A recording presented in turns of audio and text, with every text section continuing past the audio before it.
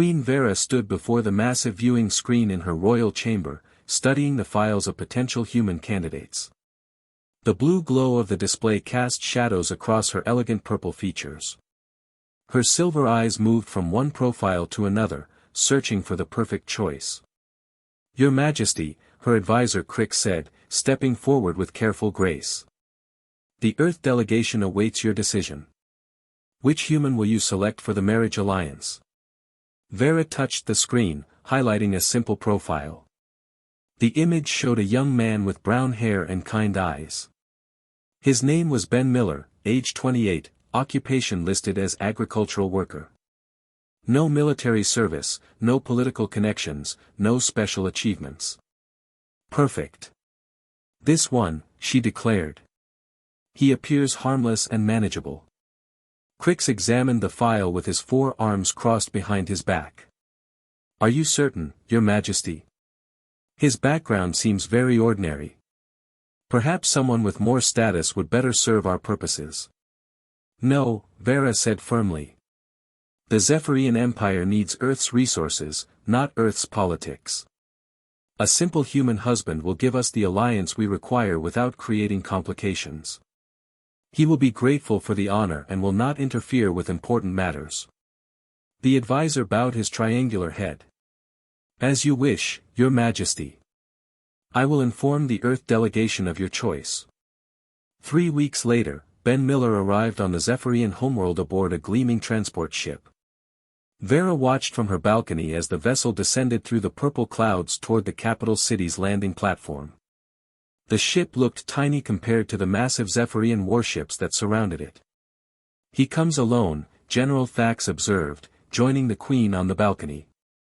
His scarred green skin marked him as a veteran of many battles. "No guards, no advisors. The humans truly consider this marriage unimportant." Vera nodded, pleased with this confirmation of her choice. "Good. It means they selected someone expendable. Someone who will not cause problems." When Ben stepped off the transport, Vera studied him carefully through her viewing scope. He appeared exactly as his profile suggested, ordinary and overwhelmed.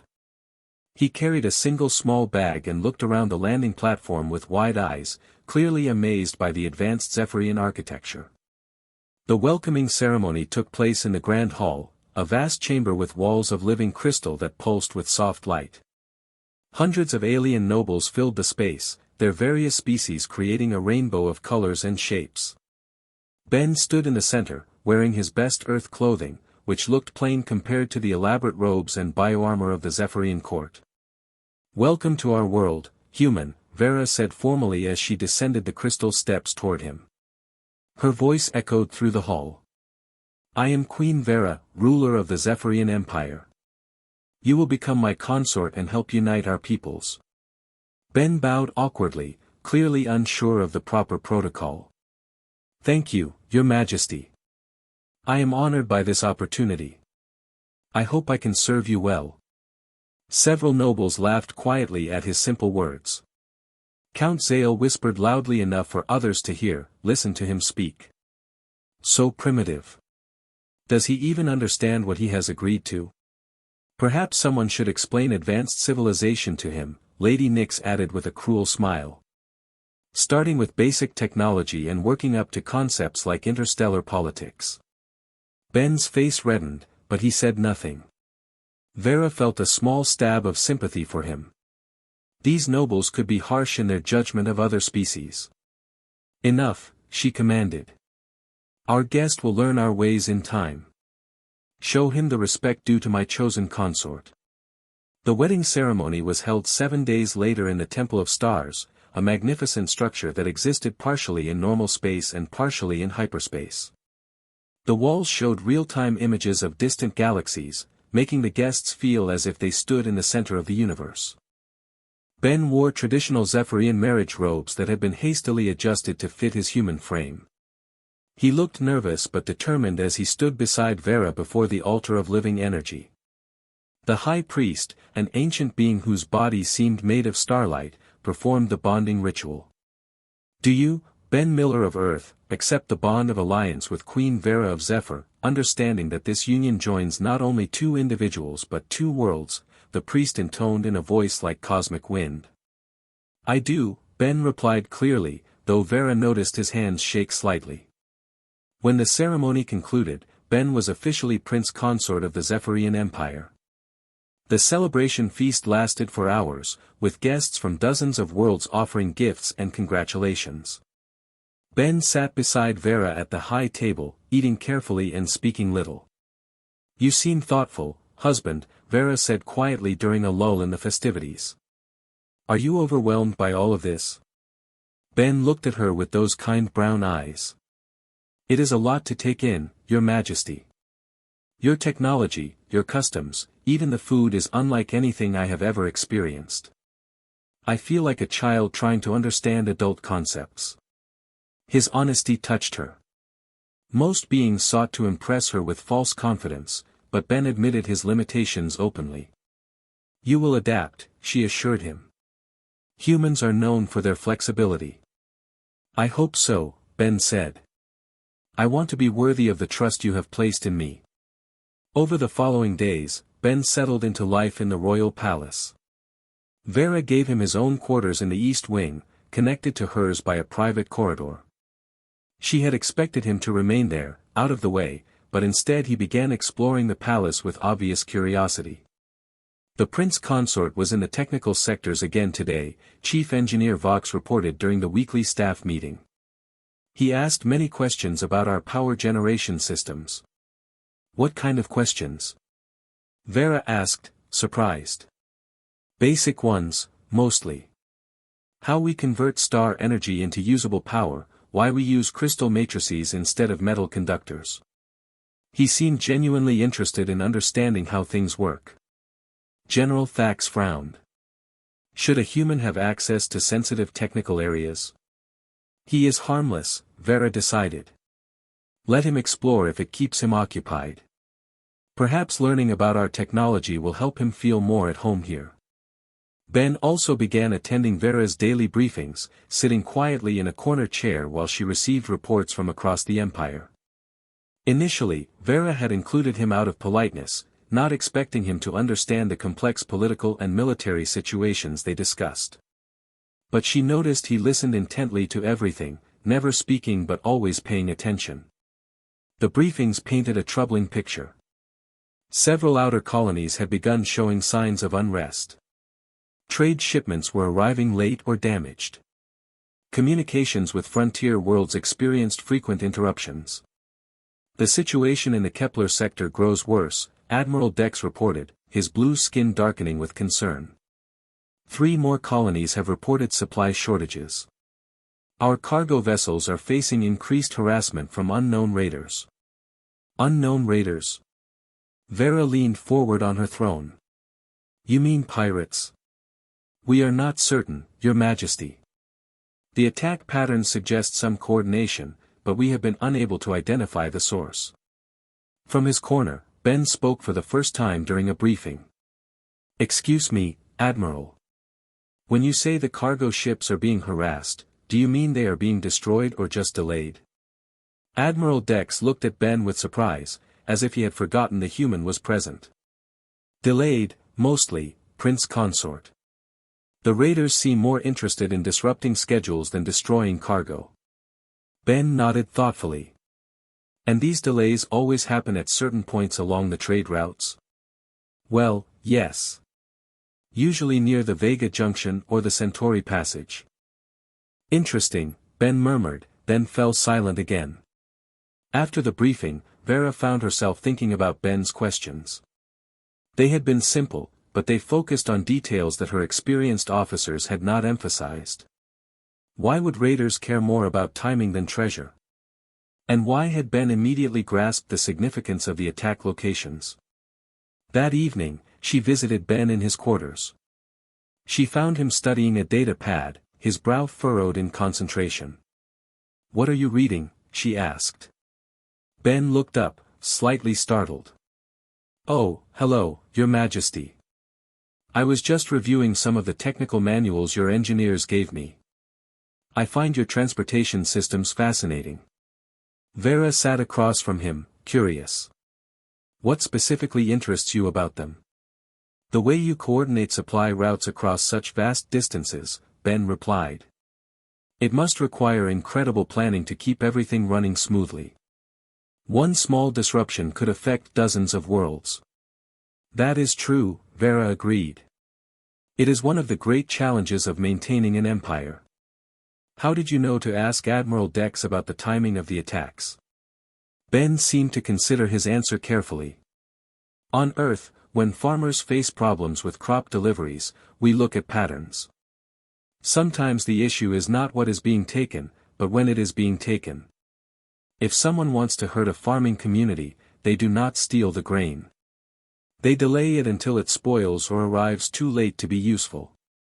The comparison made sense, but Vera found herself wondering how a simple farmer had learned to think in such strategic terms. You have experience with supply problems on Earth? Some, Ben said vaguely. Rural communities face many challenges. We learn to think about cause and effect, about how small problems can create bigger ones if left unchecked. Later that night, Vera lay in her bed thinking about her new husband. He had seemed so simple during their first meeting, overwhelmed and out of place. But his questions during the briefing showed a mind that grasped complex logistics quickly. His explanation made perfect sense, yet something about his manner suggested there might be more to his background than his file indicated. The next morning brought urgent news. The colony world of New Haven had lost complete contact with the Empire. All communication channels were silent, and the scheduled supply convoy had failed to arrive at its destination. We must dispatch a battle fleet immediately, General Thax declared during the emergency session. This situation has moved beyond simple raiding. Agreed, Vera said. Admiral Dex, prepare the Third Fleet for immediate deployment to New Haven. Once again, Ben spoke from his corner. Your Majesty, may I ask something? How long has it been since anyone verified that New Haven actually needs those supplies? The question caught everyone off guard. Admiral Dex looked confused. Prince Consort, the supply schedule was established months ago based on colonial requirements. But requirements change, Ben said gently.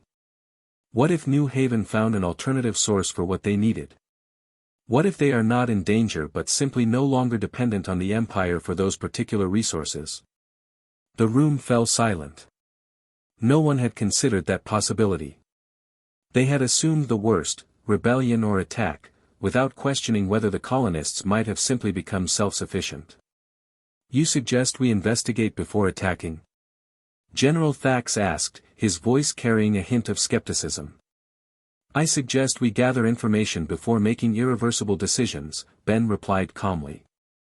On Earth, we have a saying, look twice, cut once. It means understanding a problem fully before taking action. Vera studied her husband with new interest. His suggestions were reasonable, even wise. But they showed a level of strategic thinking that seemed unusual for someone with his supposed background. She was beginning to wonder if there was much more to Ben Miller than anyone realized. Vera decided to follow Ben's advice about New Haven. Instead of sending the battle fleet immediately, she dispatched a small reconnaissance ship to gather information. The decision puzzled her military advisors, but Ben's reasoning had been sound. 3 days later, the reconnaissance report arrived. Commander Yex appeared on the main communication screen in the throne room, his expression relieved rather than concerned. Your Majesty, New Haven is not under attack, he reported. The colonists have discovered large mineral deposits that allow them to produce their own building materials and equipment. They no longer need regular supply shipments from the Empire. General Thax looked stunned. Then why did they not inform us of this change? They sent several messages, but apparently the communications were lost in transmission. The colonists assumed we had acknowledged their new status. They have been operating independently for weeks. Vera glanced at Ben, who sat quietly in his usual corner chair. His suggestion had prevented a costly military deployment based on false assumptions. Thank you, Commander Yex. Have New Haven submit updated resource reports so we can adjust future supply routes. After the communication ended, Admiral Dex approached Ben with newfound respect. Prince Consort, your insight saved us from a significant mistake. How did you know to question our initial assessment? Ben smiled modestly. I did not know anything for certain, Admiral. I simply thought it wise to consider other possibilities before assuming the worst. On Earth, we call it giving people the benefit of the doubt. But Vera noticed that Ben's explanation, while reasonable, did not fully answer the question. How had he known to ask exactly the right questions? His farming background had not prepared him for interstellar logistics, yet he seemed to understand complex supply chain problems instinctively. Over the following weeks, strange incidents began occurring around the palace. The first happened in the main computer center, where Chief Engineer Vox was struggling with a persistent system malfunction. The quantum processors keep overheating, Vox complained to his assistant. We have run every diagnostic protocol, but the problem persists. Ben happened to be visiting the technical areas during his daily exploration. He watched the engineers work for several minutes, then approached Vox hesitantly. Excuse me, Chief Engineer. I hope you do not mind me asking, but have you checked the cooling fluid circulation patterns? Vox looked at Ben with surprise. The cooling system functions normally, Prince Consort.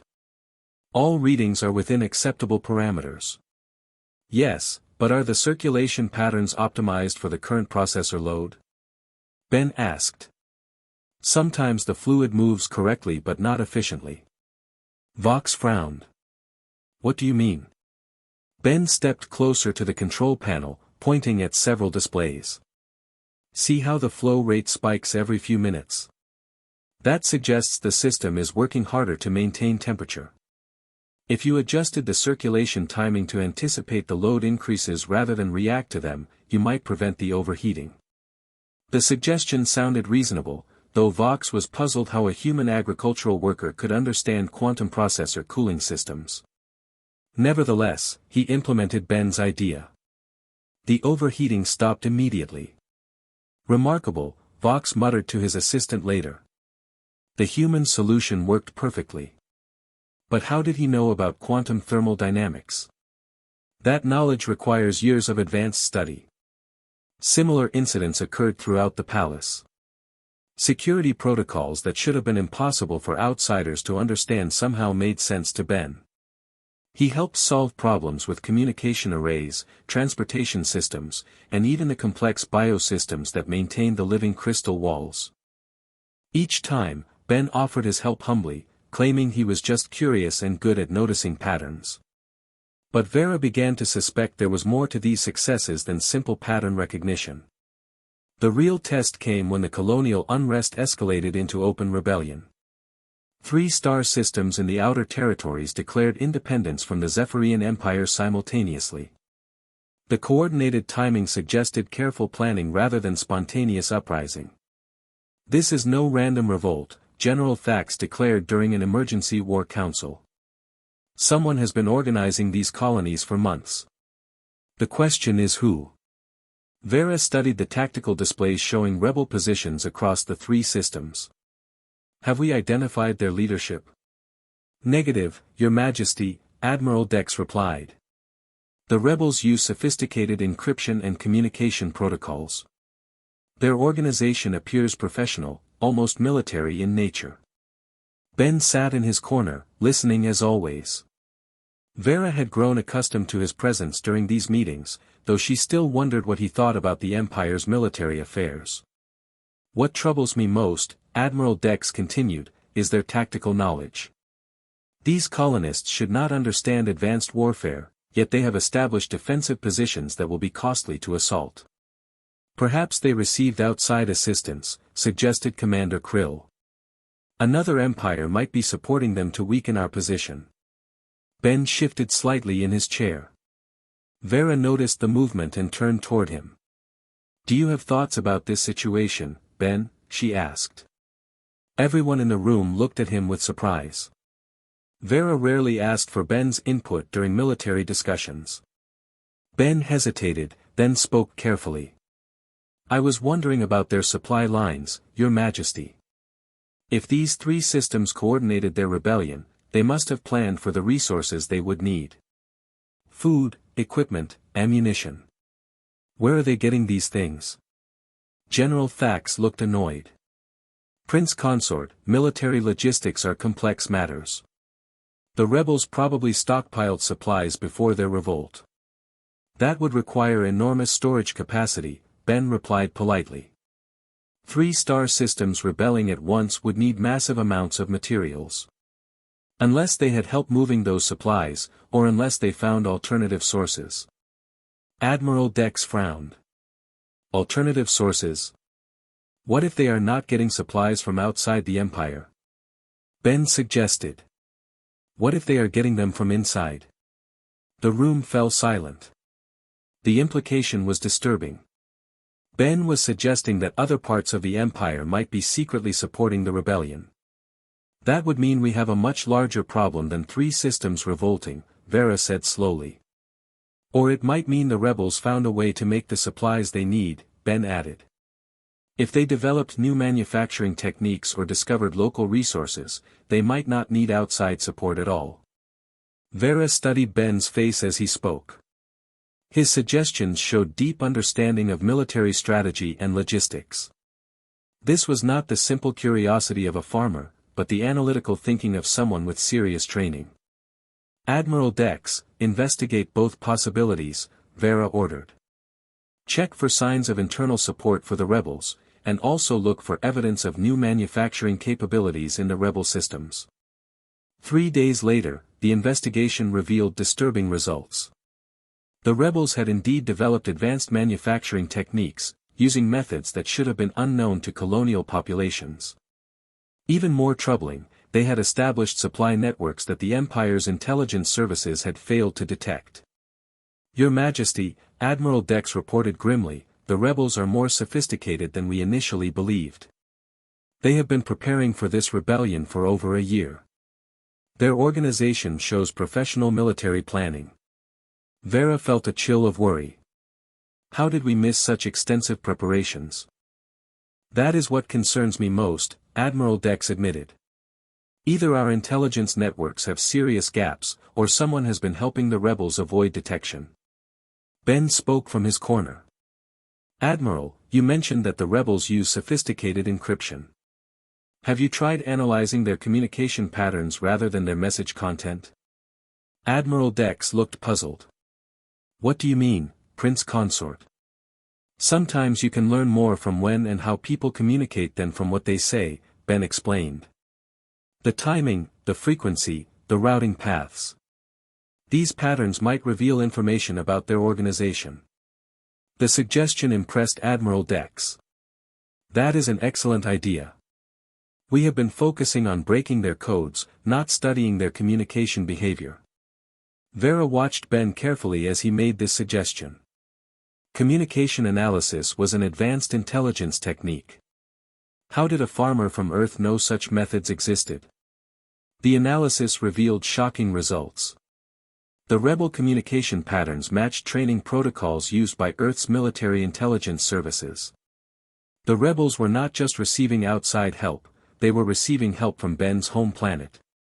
Earth has been secretly supporting the rebellion, General Thax announced angrily during the next war council. Our human allies have been playing both sides of this conflict. Vera felt betrayed. The marriage alliance was supposed to ensure Earth's loyalty, yet Earth had been undermining the Empire from the beginning. She looked at Ben, who appeared surprised by the revelation. Did you know about this, Ben? She asked directly. Ben met her gaze steadily. Your Majesty, I knew that some people on Earth had concerns about the Empire's expansion policies. But I was not aware of any secret military support for rebellions. His answer sounded truthful, but Vera sensed he was choosing his words very carefully. There was something he was not telling her. What kind of concerns? She pressed. Ben hesitated. Some Earth leaders worried that the Empire might eventually view Earth as just another colony to be controlled rather than as an equal partner. They wanted to ensure that Earth could defend itself if necessary. The admission shocked the War Council. General Thax stood angrily. Prince Consort, are you saying Earth views this alliance as temporary? That they are preparing for war against us? I am saying that Earth leaders believe in being prepared for any possibility, Ben replied calmly. It is not necessarily hostility, General. It is prudence. Vera stared at Ben with growing realization. His knowledge of military logistics, his understanding of communication analysis, his insights into strategic planning, none of these fit with his supposed background as a simple farmer. Ben, she said quietly, I think it is time you told me the truth about who you really are. Ben looked around the room at the hostile faces of the military officers, then back at Vera. For the first time since his arrival, his calm composure seemed to crack slightly. Your Majesty, I have never lied to you, he said carefully. But you are right that I have not told you everything about my background. The admission sent tension racing through the room. General Thax reached for his weapon, but Vera raised her hand to stop him. Continue, she commanded. Ben took a deep breath. I am Ben Miller, and I did grow up on a farm. But I also served in Earth's Strategic Defense Initiative before returning to agricultural work. When Earth needed someone for this marriage alliance, they chose me because of my background in both civilian and military affairs. The revelation hit Vera like a physical blow. Her supposedly harmless husband was actually a trained military strategist. Earth had deliberately deceived her about his qualifications. What is your real mission here? She demanded. Ben looked directly into her eyes. To learn about Zephyrian capabilities and to serve as a communication link between Earth and the Empire. Earth wanted someone who could understand both civilizations and help prevent misunderstandings that might lead to conflict. You mean you are a spy? General Thax snarled. I am a diplomat with military training, Ben corrected. My mission was to build bridges, not to gather intelligence for hostile purposes. Vera studied Ben's face, trying to determine if he was still hiding something. His partial confession explained much, but she sensed there were deeper layers to uncover. The man she had married was far more complex and potentially dangerous than she had ever imagined. The question now was whether Ben Miller was still the ally she had hoped for, or whether he was something else entirely. Vera dismissed the War Council, ordering everyone except Ben to leave the throne room immediately. General Thax protested, but she silenced him with a sharp look. When the massive doors sealed shut, she was alone with her husband for the first time since learning of his deception. Now tell me everything, she commanded, her voice cold. No more careful words or partial truths. Who are you really, Ben Miller? Ben stood from his corner chair and walked toward her throne. For the first time since his arrival, his posture changed. Gone was the humble, uncertain manner. His shoulders straightened, his movements became precise and confident. My name is Benjamin Torres, he said clearly. I hold the rank of Strategic Coordinator in Earth's Defense Initiative. I designed the protocols that your intelligence services discovered in the rebel communications. Vera felt her breath catch. You created the rebellion? No, Ben replied firmly. I created the communication systems and strategic frameworks that Earth uses to protect its interests. When the colonies requested help organizing their independence movement, Earth provided technical assistance based on my designs. The colonies requested help. Vera leaned forward on her throne. You mean Earth did not instigate the rebellion? Ben shook his head. The colonies contacted Earth months before the rebellion began. They wanted independence but feared the Empire would crush any uprising immediately. Earth agreed to provide communication technology and strategic advice, but only for defensive purposes. Vera stood and began pacing across the crystal floor. Why would Earth risk our alliance for the sake of distant colonies? Because Earth learned that the Empire planned to gradually absorb all human settlements into direct imperial control, Ben answered. The marriage alliance was never intended to be between equals. It was the first step in making Earth another Zephyrian colony. The accusation struck home because it contained truth. Vera's own advisors had discussed such plans in private sessions. The Empire's long-term strategy did involve bringing Earth under direct control eventually. "So you came here to spy on us," she said bitterly. "I came here to understand you," Ben corrected. Earth needed to know whether the Empire could be trusted as a genuine ally or whether it would eventually betray us. My mission was to study Zephyrian intentions and capabilities. Vera stopped pacing and faced him directly. "And what did you discover?" Ben met her gaze without flinching. "I discovered that the Zephyrian Empire is incredibly powerful but dangerously overextended. Your military forces are spread thin across too many systems. Your supply lines are vulnerable. Your intelligence services focus on external threats but miss internal problems." Each observation hit like a weapon. Ben had identified the Empire's major weaknesses with frightening accuracy. "I also discovered," Ben continued more softly, "that Queen Vera is an intelligent and honorable ruler trapped by the expectations of an imperial system. You want to build something lasting, but your advisors only understand conquest and control." The personal comment surprised her. "What do you mean?" "You chose me because you wanted a harmless consort who would not threaten your authority," Ben explained. "But you also treated me with kindness and respect even when your nobles mocked me. You listened to my suggestions during the briefings even though you had no reason to value my opinion. You are not the cruel conqueror your empire's reputation suggests." Vera found herself uncertain how to respond. Ben's observations about her character were uncomfortably accurate. "That does not change the fact that you deceived me," she said. "Yes, I did," Ben admitted. "Earth believed deception was necessary for survival. Your empire has absorbed dozens of smaller civilizations. Earth did not want to become another conquered territory." Vera returned to her throne and sat heavily. "So what happens now? Do you reveal everything you have learned to Earth's military?" Ben surprised her by shaking his head. "That depends on you, Vera." "What do you mean?" Ben walked closer to the throne, his expression serious but hopeful. "I mean that my mission has changed. I came here to study an enemy, but I found something different. I found a civilization that could become a true ally if it chose to change direction." "Change direction how?" "Stop expanding through conquest," Ben said simply. "Start building partnerships with independent worlds. Transform the Zephyrian Empire from a collection of controlled territories into a voluntary federation of allied civilizations." The suggestion was radical. The Empire had grown through military power for centuries. "My advisors would never accept such changes." "Your advisors are leading the Empire toward collapse," Ben replied bluntly. "The rebellions will spread because conquered peoples always eventually fight for freedom.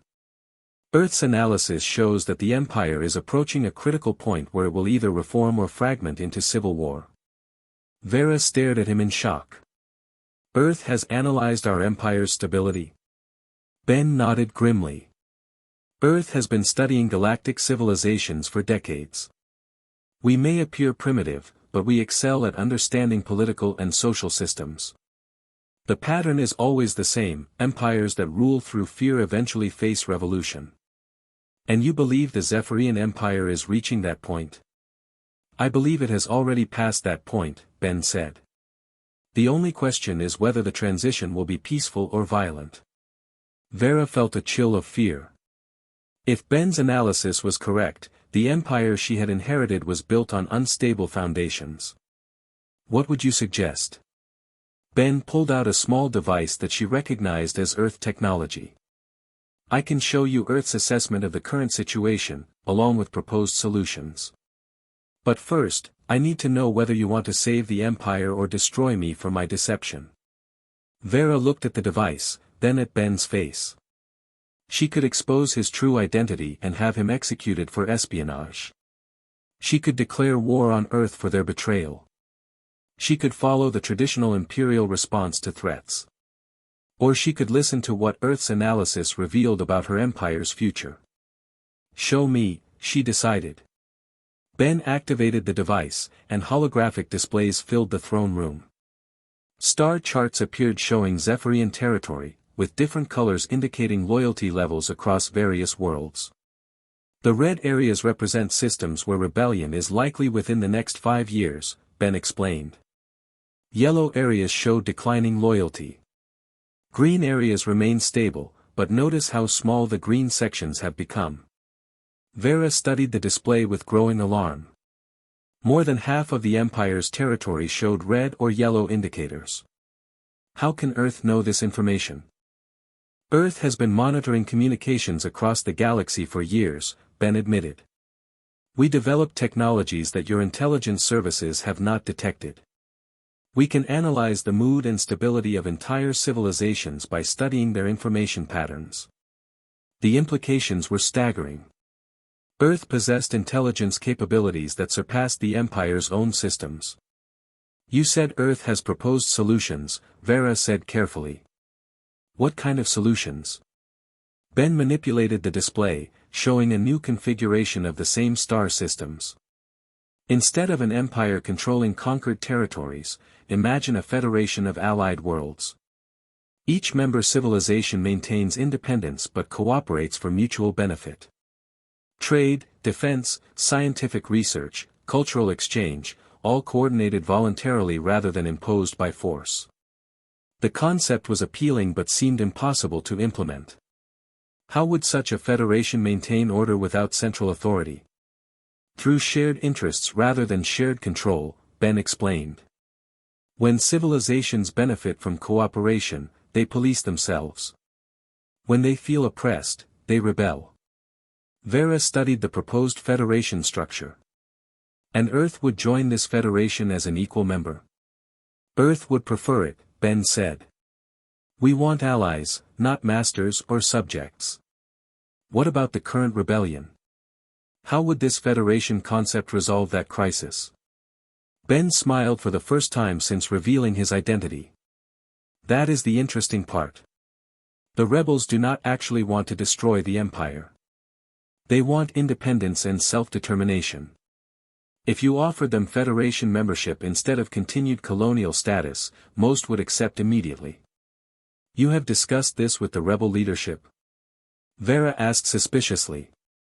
Earth has maintained communication with them, yes, Ben admitted. But only to understand their goals and to prevent the rebellion from becoming unnecessarily destructive. Vera stood and walked to the viewing window that showed the capital city below. Millions of beings from dozens of species lived and worked together in apparent harmony. But Ben's analysis suggested that this harmony was fragile and temporary. If I agreed to consider these changes, she said slowly, what guarantee would I have that Earth would not betray this new alliance as well? Ben joined her at the window. I can offer you something better than guarantees, Vera. I can offer you partnership based on honest communication rather than deception. What do you mean? I mean that I want to stay here and help you build this new federation, Ben said quietly. My mission was to study the Empire, but my feelings for you have become genuine. I believe we can create something better than either Earth or Zephyr could build alone. Vera turned to look at him, searching his face for signs of continued deception. You would give up your position on Earth to remain here? I would give up my old mission to take on a new one, Ben replied. Help you transform the Empire into something that can last for centuries instead of decades. The offer was tempting, but Vera remained cautious. And if I refuse? If I choose to maintain the Empire's current structure? Ben's expression grew sad. Then Earth will begin preparing for war, and I will have failed in my mission to find a peaceful solution. The rebellion will spread, other civilizations will join the conflict, and eventually the Empire will fall anyway. The only question will be how much destruction happens before the end. Vera felt the weight of decision pressing down on her. She could choose the familiar path of imperial control, knowing it would lead to eventual collapse. Or she could risk everything on Ben's vision of voluntary cooperation. There is one thing I need to know, she said finally. During all the time you have been here, during our marriage ceremony and our conversations, have your feelings been genuine or part of your mission? Ben moved closer to her, his eyes filled with emotion. Vera, everything about my background was planned except my feelings for you. Earth chose me for my strategic abilities, but no one could have planned for me to fall in love with the queen I was supposed to study. The confession shocked her. Love? I love your intelligence, your compassion, your strength, Ben said softly. I love the way you listened to my suggestions even when you had no reason to trust them. I love that you chose kindness over cruelty when your nobles mocked me. Earth sent me here to understand an enemy, but I found the woman I want to spend my life with. Vera felt her anger and suspicion melting away, replaced by something warmer and more hopeful. Ben, if we do this, if we attempt to transform the Empire into a federation, it will be dangerous. Many will oppose such changes. I know, Ben replied. But we will face those dangers together. Earth's technology and strategic knowledge, combined with your authority and the Empire's resources, could create something unprecedented in galactic history. Vera made her decision. Very well, Ben Torres. Let us build this federation together. But from now on, no more secrets between us. Ben smiled and took her hand. No more secrets, he agreed. From now on, we build the future with complete honesty. Vera looked out at her capital city one more time, then turned back to Ben with determination. Then let us begin by offering the rebels Federation membership instead of continued war. If your analysis is correct, we should have a response within days. And if it works? Ben asked. Then we will have taken the first step toward creating something better than an empire, Vera replied. We will have created a true alliance of free worlds. Together, they began planning the transformation that would reshape galactic civilization.